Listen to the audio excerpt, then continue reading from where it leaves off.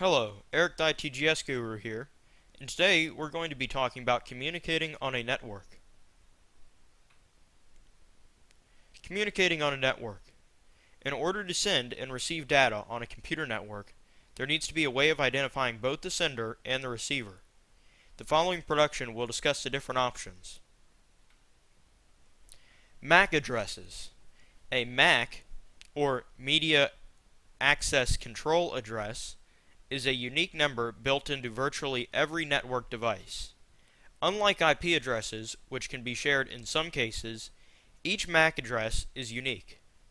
Typically, MAC addresses are stored in a device's ROM, since they are not designed to be changed.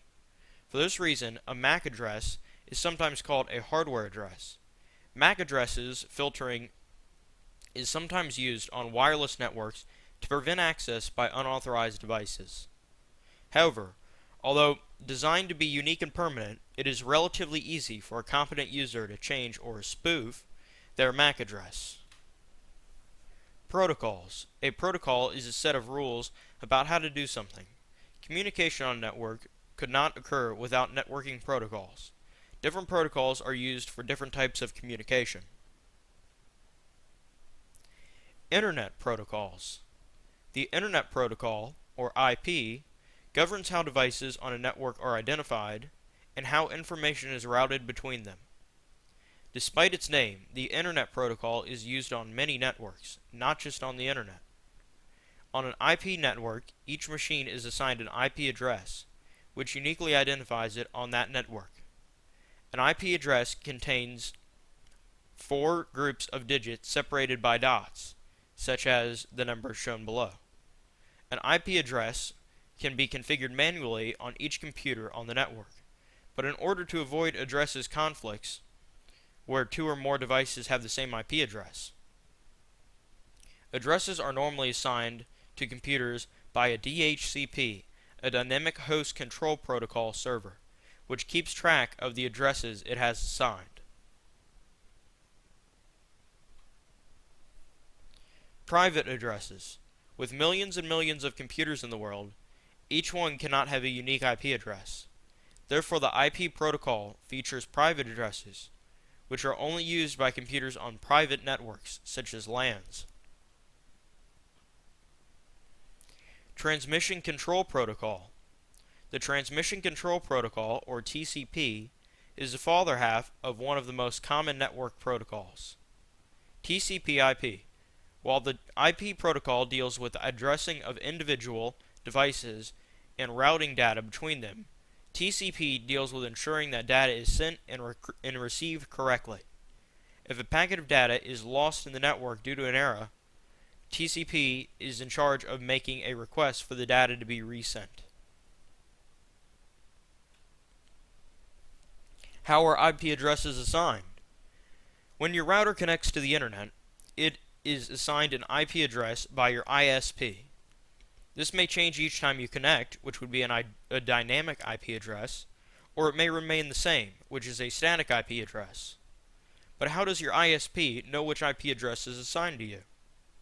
All IP addresses are managed by IANA, the International Assigned Numbers Authority. IANA assigns blocks of IP addresses to different geographical regions. When you connect to your ISP, it assigns you one of the IP addresses from its allocation. A side effect of this assignment is that a user's location can be deduced from their IP addresses. Since a record exists of which IP addresses are assigned to which geographical regions and TSP, the geolocation has implications for privacy, which is an ethical issue. Ports. Ports identify the services available on network computers. For example, when connecting to a web server to retrieve a web page, your computer will connect to port 80, because that is a standard port used for HTTP protocol. And here in the diagram below, you can see a nice diagram of how a firewall is used and the different ports and how they communicate with the Internet. The future of IP addresses. The current IP addressing system technically called IPv4, uses 32-bit addresses, meaning there is a total of around 3.4 billion possible IP addresses, which may seem like a lot. According to the International Assigned Numbers Authority, there were 150 million unassigned addresses remaining in September 2010, which isn't a lot if you consider there's 4.3 billion total. New addresses are being assigned at a rate of 243 million a year, so it's projected that they will quickly run out of IP addresses. The solution to this is adoption of a new standard, the IPv6. IPv6 uses 128-bit addresses, given a total of 2,128, 4.3 times 1,038 addresses, easily enough for the foreseeable future.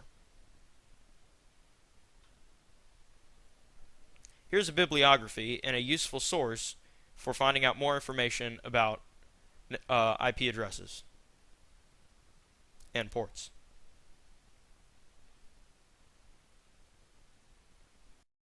And around here at Eric the ITGS Guru, we close with, stay nerdy, my friends.